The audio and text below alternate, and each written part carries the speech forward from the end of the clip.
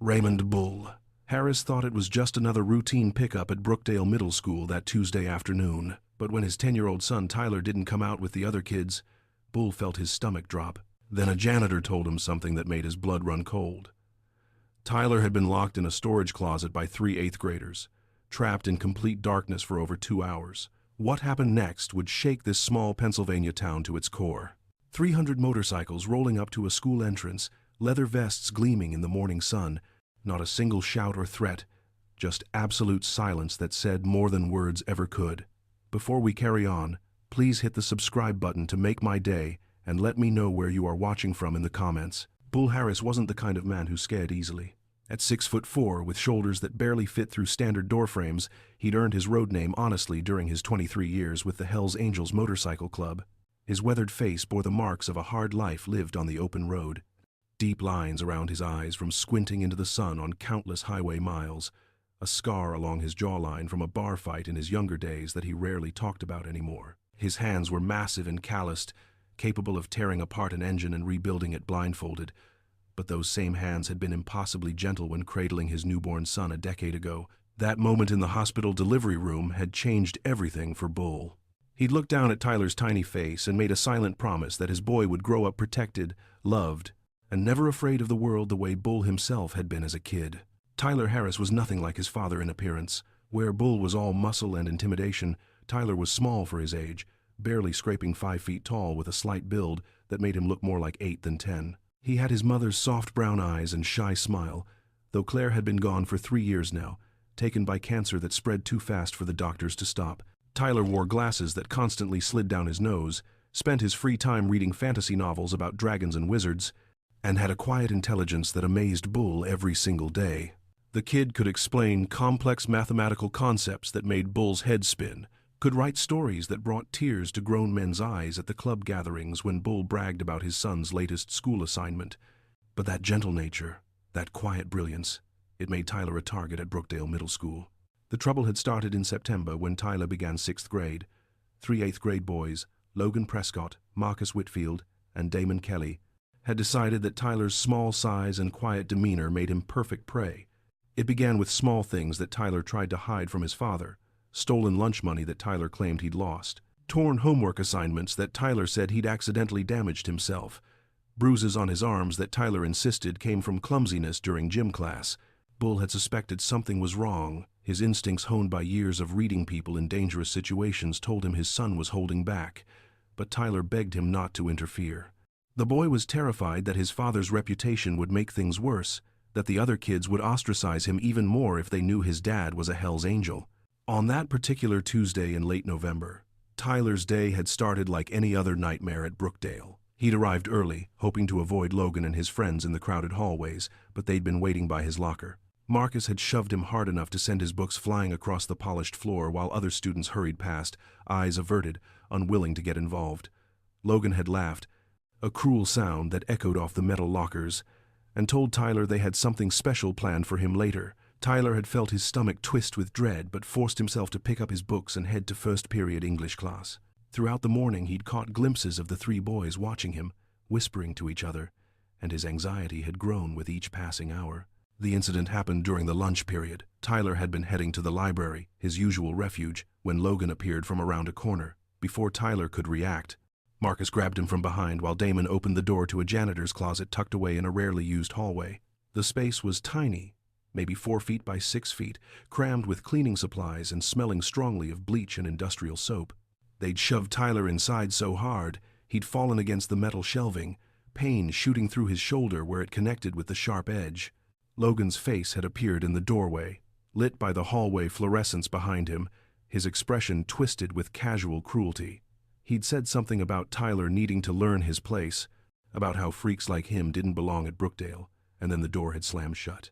Tyler heard the click of a lock, though later investigation would reveal the boys had jammed a mop handle through the external latch to keep it closed. Darkness had swallowed Tyler completely. The closet had no windows, no light source of any kind, and the blackness was so absolute it felt physical, pressing against his skin like something alive. He'd pounded on the door at first, shouting for help, but the hallway outside was empty, and his voice barely carried beyond the thick metal door. Panic had set in quickly. Tyler's breathing had become rapid and shallow, his chest tight with fear as claustrophobia gripped him. He'd tried to find his phone in his backpack, but in his terror and the complete darkness, he'd knocked it somewhere among the cleaning supplies and couldn't locate it. Time had stretched impossibly. Tyler had no way to know if minutes or hours were passing in that suffocating darkness.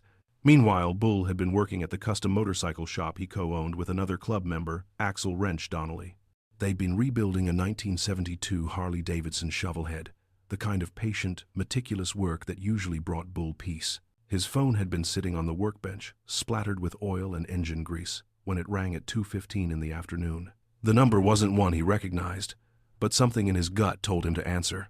The voice on the other end belonged to Harold Barnes, the school janitor, a nervous man in his early 60s who'd always treated Tyler kindly. Harold's voice had been shaking as he explained that he'd found Tyler locked in a storage closet, that the boy was having some kind of panic attack, that this had clearly been going on for a while because Tyler was nearly incoherent with fear. Bull had dropped his tools right there, not bothering to wipe the grease from his hands as he ran for his Harley. The 10-minute ride to Brookdale Middle School had taken him 6, his bike roaring through intersections with barely a glance at traffic lights. His mind had been racing faster than his engine, fury and terror warring for dominance in his chest. All he could think about was Tyler, his gentle, brilliant son, trapped in darkness and afraid. All the times Tyler had hidden bruises, all the excuses about lost lunch money, all of it crashed down on Bull with the weight of his own failure to protect his child. He'd made a promise in that hospital room 10 years ago, and he'd broken it by not seeing what was right in front of him. When Bull arrived at the school, he'd barely parked his bike before running through the main entrance. The secretary at the front desk, Mrs. Ramona Phillips, had tried to stop him, citing visitor protocols and sign-in procedures, but Bull had brushed past her with a look that made her shrink back into her chair. Harold had been waiting near the administrative offices, wringing his hands anxiously, and he'd led Bull through the maze of hallways to where Tyler was still sitting on the floor outside the janitor's closet. The sight of his son had nearly broken Bull's heart. Tyler was curled into himself, knees drawn up to his chest, face streaked with tears and pale as death. His whole body was trembling, and when he'd looked up to see his father, a sound somewhere between a sob and a gasp had escaped his throat. Bull had dropped to his knees, not caring that the hallway floor was dirty, and pulled Tyler into his arms. The boy had clung to him with desperate strength, fingers digging into Bull's leather vest, and Bull had felt wetness soaking through his shirt as Tyler cried. For several long minutes, Bull had just held his son, one massive hand cradling the back of Tyler's head, murmuring reassurances that everything was going to be okay now, that he was safe, that his dad was here. But even as he comforted Tyler, Bull's mind was already moving, cataloging details, noting the mop handle that had been tossed aside when Harold opened the door, observing the lack of any school staff rushing to check on a student who'd been locked in a closet for over 2 hours. Harold had explained what he knew in hushed, nervous tones. He'd found Tyler by accident when he'd come to restock cleaning supplies. The closet was checked maybe once a day at most, usually late in the afternoon. If Harold hadn't needed more floor wax, Tyler might have been locked in there until the evening janitorial staff arrived at 5 or even later. Harold had also admitted, with obvious reluctance, that this wasn't the first incident involving Tyler. He'd seen the boy being harassed before, had even reported it to Assistant Principal Douglas Fenton twice, but nothing had been done. The 3 8th graders doing the bullying came from prominent families in the community. Logan Prescott's father was Gerald Prescott, a local real estate developer who donated generously to the school district. Marcus Whitfield's mother served on the school board. Damon Kelly's uncle was the county sheriff. Complaints about these boys, Harold said quietly, had a way of disappearing into administrative limbo. Bull had felt something cold and hard crystallize in his chest as Harold spoke. This wasn't just about 3 bullies. This was systemic, institutional, a pattern of adults failing children because it was easier than confronting people with money and influence. He'd helped Tyler to his feet, steadying his son when the boy's legs threatened to give out, and walked him through the school to the main office. Bull had demanded to speak with the principal, Dr. Nathaniel Foster, but had been told the principal was in an off-site meeting and wouldn't be available until the following morning.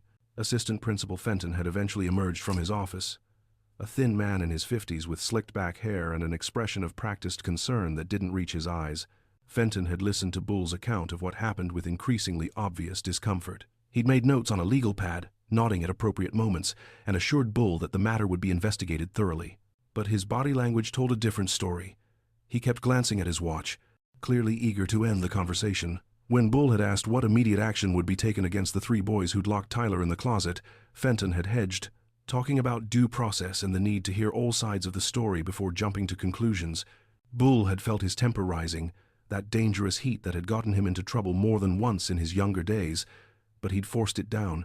Getting arrested for threatening a school administrator wouldn't help Tyler. Instead, Bull had taken his son home to the small house they shared on the outskirts of town. The place was modest, a two-bedroom ranch-style building with a garage that Bull had converted into a personal workshop for his bikes. Inside, the walls were decorated with Tyler's artwork from elementary school, photos of Claire smiling from happier times, and a few pieces of motorcycle memorabilia that Bull had collected over the years. He'd settled Tyler on the worn leather couch, wrapped him in the quilt Claire had made during her last good months, and made hot chocolate with the mini marshmallows Tyler loved. Then Bull had sat with his son and, for the first time, heard the full extent of what Tyler had been enduring at Brookdale Middle School. The story had poured out of Tyler in halting, tear-choked sentences, months of torment, lunch money stolen almost daily, adding up to hundreds of dollars over the semester, books thrown in toilets, crude drawings taped to his locker depicting him in humiliating situations, shoves in crowded hallways that left bruises, whispered threats during class when teachers weren't paying attention. Tyler had been living in constant fear, his grades slipping despite his intelligence because he couldn't concentrate on schoolwork when he was always watching over his shoulder for the next attack. He'd begged Bull again not to do anything that would make him a bigger target, sobbing that he just wanted to survive until high school when maybe things would be different. Bull had listened to every word, his jaw clenched so tight his teeth ached, his massive hands curled into fists that he kept carefully still so as not to frighten his son. When Tyler finally exhausted himself and fell into a fitful sleep on the couch, Bull had stood and walked outside to his driveway. The November air was cold, his breath misting in the twilight, and for a long moment he just stared at the darkening sky. Then he pulled out his phone and made a call to Marcus Reaper Sullivan, the president of his chapter of the Hells Angels. Reaper answered on the second ring, his gravelly voice asking what was up. Bull had explained the situation in clipped, controlled sentences, laying out everything Tyler had suffered and the school's apparent indifference to it. There was a long pause on the other end of the line. Then Reaper had said something that would set in motion one of the most remarkable demonstrations the town of Brookdale had ever witnessed. He'd told Bull that this wasn't just Bull's problem, it was club business now. When someone messed with the family of a brother, they messed with the entire club. Reaper said he'd make some calls, that Bull should get some rest, and that they'd talk more in the morning. What Bull didn't know was the extent of the network that Reaper was about to activate. The Hells Angels, despite their outlaw image, operated on principles of loyalty and brotherhood that ran deeper than most civilian organizations could understand. When Reaper put out the call that night, it went beyond just their local chapter. He contacted chapter presidents across Pennsylvania, New Jersey, and Delaware, explaining that a 10-year-old kid had been brutalized while school administrators looked the other way. He wasn't asking for violence or property destruction. Instead, he proposed something different, a show of force through peaceful presence, a demonstration that would make it impossible for the school district to continue ignoring what was happening in their hallways. The response had been immediate and overwhelming. Chapter presidents called their members called brothers from other clubs they'd ridden with over the years. By midnight, commitments were rolling in. 50 bikes from the Harrisburg chapter, 40 from Allentown, 35 from Wilmington, 20 from the Trenton area. Independent riders who'd heard through the grapevine about what was happening pledged to show up in solidarity. Reaper coordinated everything with the precision of a military operation, designating assembly points, establishing rules of conduct, making absolutely clear that this was to be a peaceful demonstration.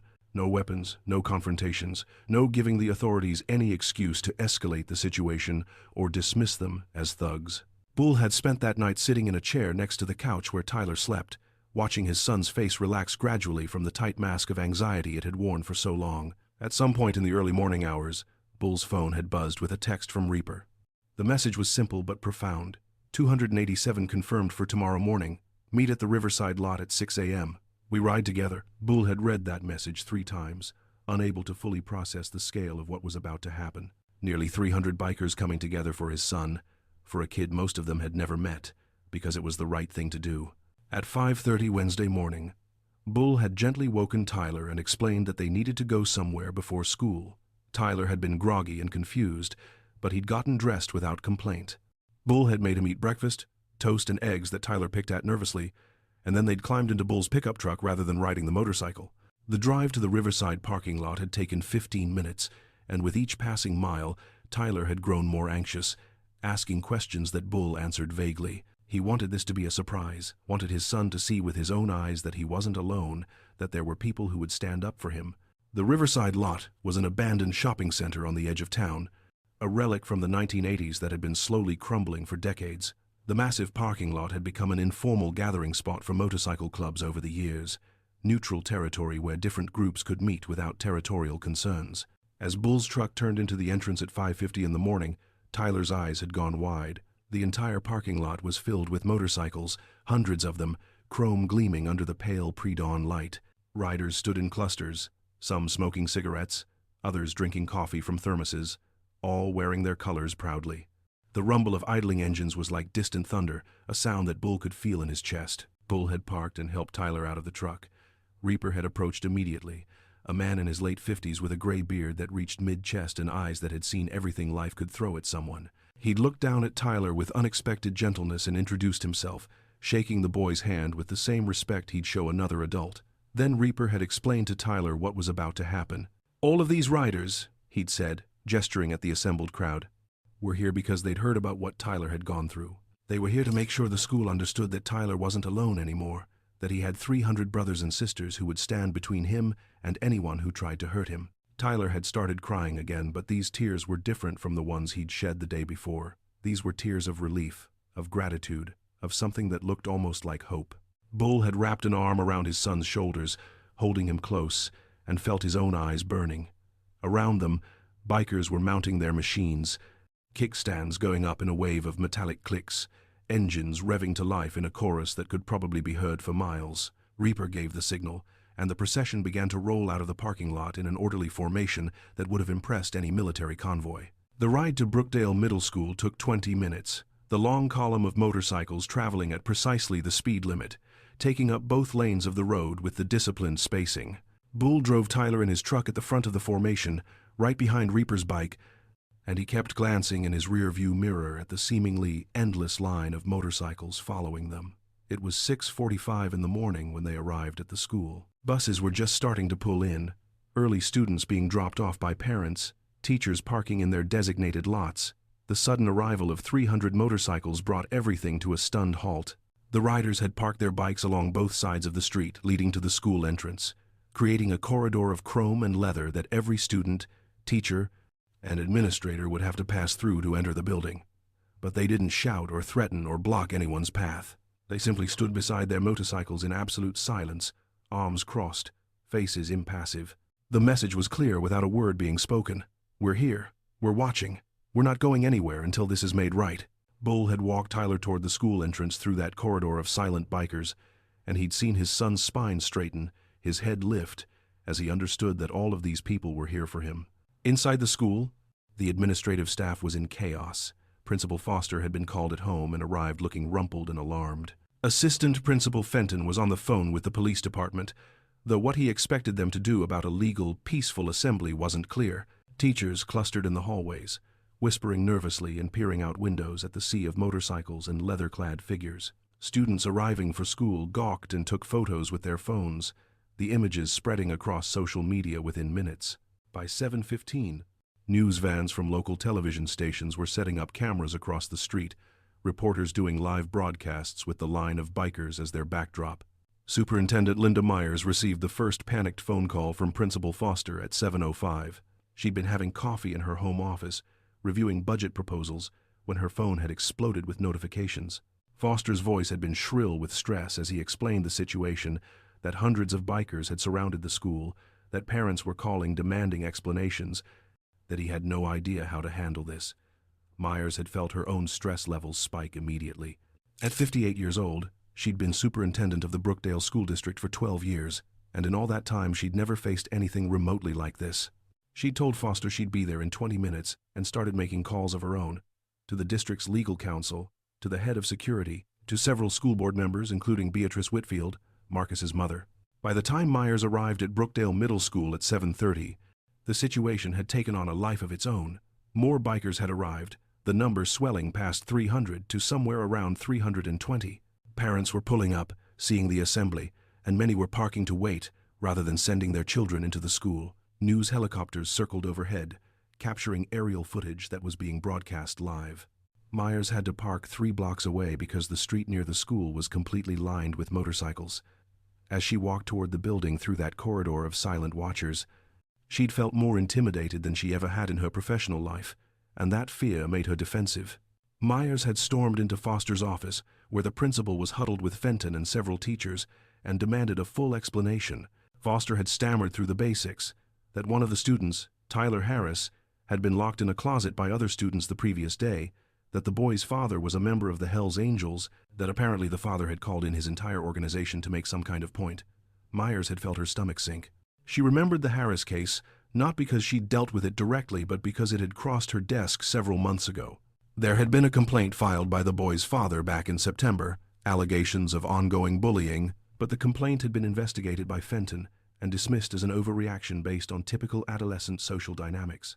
But Myers was also politically savvy enough to understand optics, and the optics of this situation were catastrophic. News cameras were broadcasting images of bikers surrounding a school, and if the district didn't handle this correctly, they'd be crucified in the press and possibly in court. She demanded to know where Tyler Harris was right now, and Foster had admitted the boy was in class, that they'd seen no reason to pull him out. Myers had closed her eyes and counted to 10, fighting the urge to scream at the incompetence surrounding her.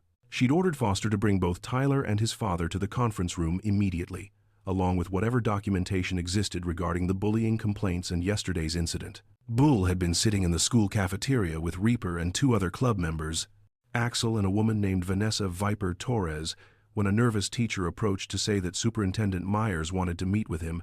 Bull had nodded, unsurprised, and gone to collect Tyler from his first period class. The boy had looked anxious again, the brief confidence from this morning fading in the familiar environment of the school, but Bull had squeezed his shoulder reassuringly. They'd walked to the administrative conference room together, and Bull noticed how students and teachers alike scrambled out of their path, how the building felt different today with those hundreds of bikers standing silent vigil outside. The conference room was a windowless space, with a long table and uncomfortable chairs. Myers was there with Foster, Fenton, the school's legal counsel, a man named Howard Brennan, and a stenographer to take official notes. Myers had gestured for Bull and Tyler to sit, and she'd studied them both for a long moment before speaking.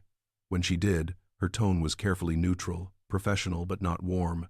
She'd said that the district took all allegations of bullying seriously, that they were committed to providing a safe learning environment for every student, and that she wanted to hear directly from Bull and Tyler about what had occurred. Bull had let Tyler speak first, watching his son find his courage as he recounted being locked in the closet, the darkness, the fear, the hours of being trapped. Tyler's voice had shaken but held steady, and Bull had been proud of him. Then Bull had added his own observations, not just about yesterday, but about the pattern of abuse Tyler had suffered for months, the reports that had been ignored, the way his son had been systematically terrorized while adults looked the other way. Bull had kept his tone level, his language carefully chosen, because he understood that every word would be officially recorded. He'd mentioned the prominent families of the boys involved, and he'd watched Myers and Foster exchange uncomfortable glances that confirmed what he suspected. Myers had asked what Bull wanted, what resolution would satisfy him, and convince those bikers outside to leave. It was a mistake, showing that she viewed the demonstration as a negotiation rather than a wake-up call, and Bull had pounced on it. He'd said he wanted several things, and he'd ticked them off on his fingers as he spoke. First, a full investigation into not just yesterday's incident, but the entire pattern of abuse Tyler had suffered, conducted by an outside party not affiliated with the school district. Second, appropriate disciplinary action against the 3 boys involved. Action that would be made public so other students understood that bullying would not be tolerated regardless of family connections. Third, a review of the district's bullying prevention policies, with input from parents and students about why those policies had failed so spectacularly in Tyler's case. Fourth, mandatory training for all staff on recognizing and responding to bullying. And fifth, a personal apology to Tyler from Principal Foster and Assistant Principal Fenton for their failure to protect him. The room had gone silent after Bull finished speaking. Myers had looked at her legal counsel, who'd been scribbling notes frantically. Brennan had leaned over to whisper in Myers' ear for nearly a minute. Finally, Myers had straightened in her chair and said that some of those demands were reasonable and could be agreed to immediately, while others would require board approval. Bull had shaken his head and pulled out his phone, bringing up the live news feed from outside the school. He'd turned the screen so Myers could see the aerial footage of hundreds of motorcycles surrounding the building, the crowd that had gathered, the reporters doing their stand-ups. Then he'd said quietly that those men and women outside weren't leaving until everything on his list was addressed to his satisfaction, that they had nowhere more important to be, and that the longer this took, the worse the district's reputation would suffer. Myers had understood the leverage Bull possessed. Every minute those bikers remained was another minute of negative publicity. Another news cycle of questions about what was so wrong at Brookdale Middle School that it took an army of Hell's Angels to get administrators' attention. She'd excused herself to make phone calls, stepping out of the conference room with Brennan and Foster. Bull had used the time to check on Tyler, who was looking exhausted but also strangely relieved, as if finally telling his story to people in authority had lifted some weight off his shoulders. Bull had told his son that he was brave, that he was proud of him, and that things were going to change starting today. 45 minutes later, Myers had returned with Foster, Fenton, and now 2 additional school board members, Beatrice Whitfield and a man named Raymond Ortega. The energy in the room had shifted. Whitfield looked furious, her face pinched with anger, undoubtedly because her son was one of the accused boys. But Ortega appeared more thoughtful, studying Bull and Tyler with an expression that might have been respect. Myers had announced that after consultation with board members and legal counsel, the district was prepared to agree to Bull's demands with some modifications. She'd gone through each point methodically. An independent investigation would be launched immediately, conducted by a firm that specialized in educational compliance and civil rights. Logan Prescott, Marcus Whitfield, and Damon Kelly would be suspended pending the results of that investigation. With potential expulsion on the table depending on what was uncovered, the district would convene a special committee including parents, students, and community members to review all anti-bullying policies and procedures. Mandatory training for staff would be scheduled for the upcoming winter break. And Foster had stood, walked around the table to where Tyler sat, and offered a formal apology that sounded stilted but sincere enough, admitting that the school had failed Tyler and promising to do better. Fenton had followed with his own apology, though his had sounded more defensive, as if he was being forced to read from a script. Bull had listened to all of it, watching Myers's face, gauging her sincerity. Finally, he'd nodded and said he'd accept those commitments on one condition. He wanted a written agreement signed by Myers and board members outlining exactly what had been promised, with specific timelines and accountability measures. He wanted that document before the bikers outside went home. Myers had hesitated, then agreed, and Brennan had been sent to draft the agreement on the spot. While they waited, Whitfield had spoken up, her voice tight with barely controlled anger. She demanded to know how Bull could justify what amounted to intimidation of a school, how he could claim any moral high ground while surrounding a building full of children with his gang members. Bull had turned to look at her directly, his expression hard, and asked her how she could justify allowing her son to torture another child for months without consequences because she sat on the school board. He'd asked if she thought her position gave her son immunity from basic human decency, if protecting her family's reputation was more important than protecting vulnerable kids like Tyler. The room had erupted. Whitfield had started shouting about lawsuits and defamation. Ortega had told her to calm down. Myers had tried to restore order while Foster sat looking like he wanted to disappear into his chair. Through it all, Bull had remained seated, calm, arms crossed, letting Whitfield's fury break against his silence like waves against stone. Eventually, Myers had ordered Whitfield to step outside and cool off, and the woman had left in a huff, slamming the conference room door behind her. Brennan had returned 90 minutes later with a printed agreement, 4 pages of legal language that Bull had read carefully, twice, before signing. The document committed the district to every point Bull had demanded, with specific dates by which actions would be completed and penalties if those deadlines weren't met.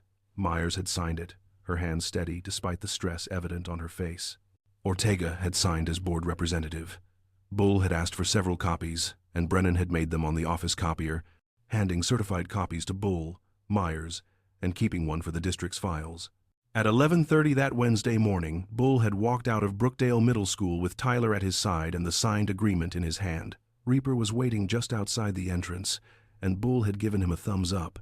Reaper had nodded and pulled out an air horn, letting out 2 short blasts that echoed across the parking lot and street. The signal had rippled through the assembled bikers, and within 5 minutes, 300-plus motorcycles were roaring to life. They'd left in the same orderly formation they'd arrived in, a long column of chrome and leather that rolled through Brookdale like a statement, a reminder, a promise that someone was watching now. The news coverage that followed was intense and largely sympathetic to Bull and Tyler. Local stations interviewed parents who admitted they'd been afraid to complain about bullying because of the political connections of certain families.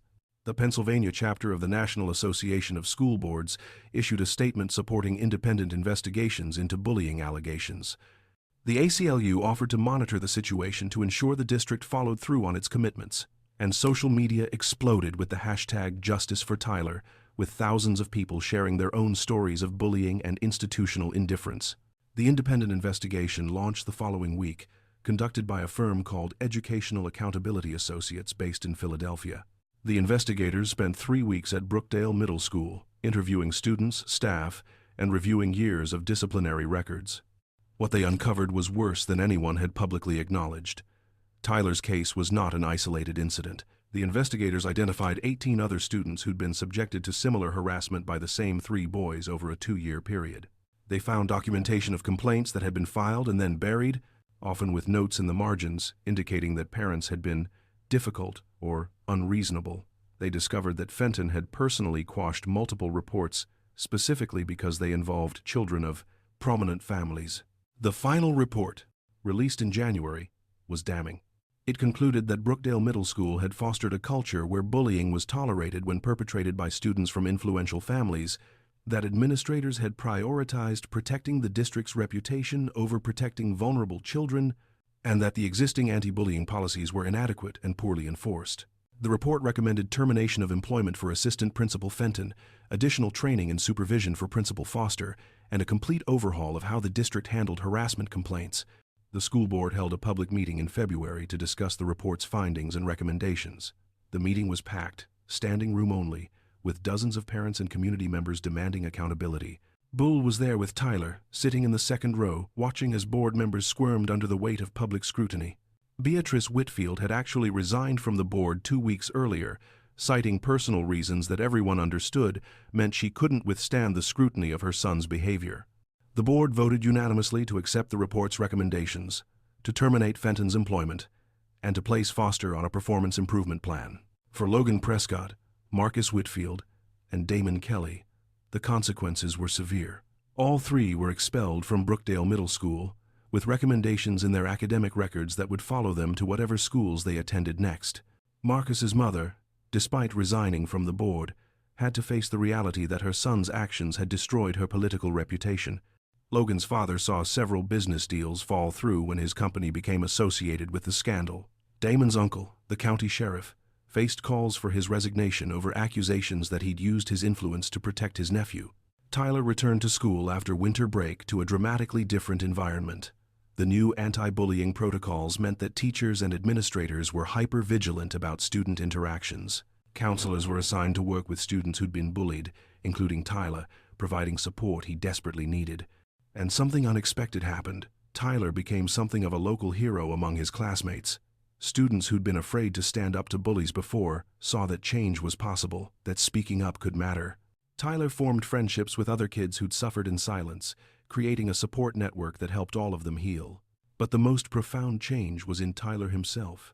The experience, as traumatic as it had been, had taught him something valuable. He'd learned that he didn't have to face his fears alone, that asking for help wasn't weakness but wisdom, that his father's love and his new extended family of hundreds of bikers meant he'd never be as vulnerable again. His grades improved dramatically once the constant stress of bullying was lifted. He joined the school's coding club and discovered a talent for programming. He even started to enjoy going to school again, something that had seemed impossible just months before. For Bull, the experience reinforced lessons he'd learned over decades with the Hells Angels. Brotherhood meant something. Standing up for what was right mattered more than following rules when those rules protected the powerful at the expense of the vulnerable. The club's reputation as outlaws had intimidated people, yes, but that intimidation had been channeled into peaceful protest that achieved real change. Dozens of parents reached out to Bull in the months after the demonstration, thanking him, telling him that his actions had given them courage to report bullying affecting their own children. The broader impact rippled outward from Brookdale. Other school districts in Pennsylvania began reviewing their own anti-bullying policies, afraid of becoming the next viral story about institutional failure. The state legislature took up a bill to mandate independent investigations of serious bullying allegations in public schools. And the Hells Angels, often portrayed in media as criminals and troublemakers, were suddenly being interviewed about their role in community activism and child protection. 18 months after that November morning when 300 motorcycles surrounded Brookdale Middle School, Bull stood in the audience at Tyler's middle school graduation ceremony. His son, who'd once been so small and scared, walked across that stage with his head held high to accept his diploma and a special award for academic excellence. Tyler had not only survived, he'd thrived, growing stronger and more confident with each passing month. When Tyler's name was called, the entire graduating class stood and applauded, a spontaneous show of respect that brought tears to Bull's eyes. After the ceremony, as families milled around taking photos and celebrating, a woman approached Bull. She introduced herself as Jennifer Castellano, mother of Emma Castellano, one of the 18 other students who'd been bullied by Logan, Marcus, and Damon. Jennifer had tears in her eyes as she thanked Bull for what he'd done, explaining that Emma had been contemplating suicide before the investigation revealed she wasn't alone in what she'd suffered. The intervention that Bull had sparked, Jennifer said, had literally saved her daughter's life. Bull had hugged her, this stranger who felt like family because of shared trauma and triumph, and told her that he'd do it all again in a heartbeat. That evening, the local chapter of the Hells Angels threw a graduation party for Tyler at their clubhouse.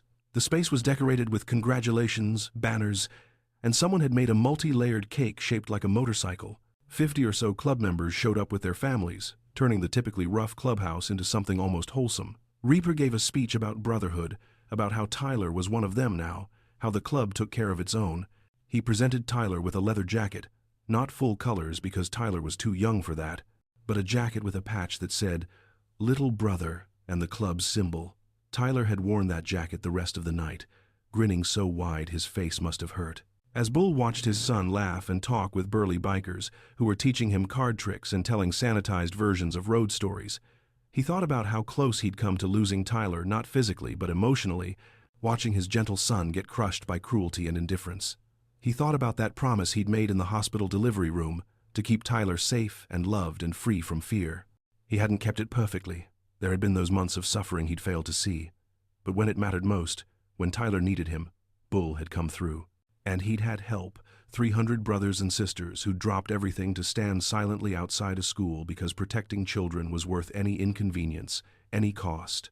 Tyler came over to where Bull stood, leaning against the clubhouse wall, watching the party. The boy was holding a can of soda, still wearing his new jacket, and he looked happier than Bull had seen him in years. Tyler had asked his father if he was okay, if something was wrong, because Bull had gone quiet.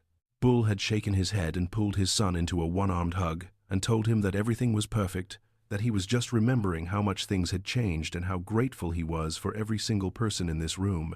Tyler had looked up at his father with those intelligent brown eyes so much like his mother's and said something that Bull would remember for the rest of his life. He said that being locked in that closet had been the worst experience of his existence, but what came after, seeing 300 bikers show up for him, watching the school system be forced to change, learning that he mattered enough for people to fight for him, that had taught him something crucial about the world. It taught him that darkness exists, yes, but so does light, and sometimes that light comes from the most unexpected places. Bull had nodded, unable to trust his voice for a moment, and squeezed his son's shoulder. Around them, the party continued, music playing, people laughing, the community that had formed around protecting one small boy celebrating his victory over the forces that had tried to break him. In the years to come, Tyler would grow into a man shaped by both his trauma and his rescue, someone who understood vulnerability and the importance of standing up for those who couldn't stand up for themselves. He'd eventually study computer science in college, graduate with honors, and build a career focused on developing technology to help prevent and address bullying in schools. But that was all in the future. On this June evening, Tyler was just a 12-year-old kid graduating middle school, surrounded by an unconventional but fiercely loving family, wearing a leather jacket that proclaimed him a little brother to some of the most loyal people Bull had ever known.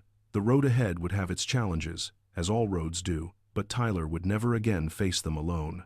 He had his father, he had his club family, and he had the knowledge that when everything fell apart, when he'd been at his most vulnerable and afraid, hundreds of people had shown up to say that he mattered, that he deserved protection, that no one had the right to hurt him without consequences.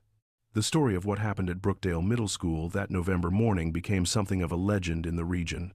Parents told it to their children as an example of standing up to injustice.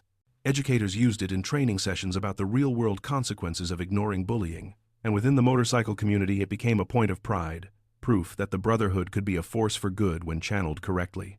Years later, When asked about that day by a journalist writing a feature story on community activism, Bull would say that he'd just been a father protecting his son, doing what any parent would do when the system failed their child. But that humble assessment didn't capture the full truth. What Bull had done, what those 300 riders had done by showing up in silent solidarity, was demonstrate that power doesn't always come from position or wealth or political connections.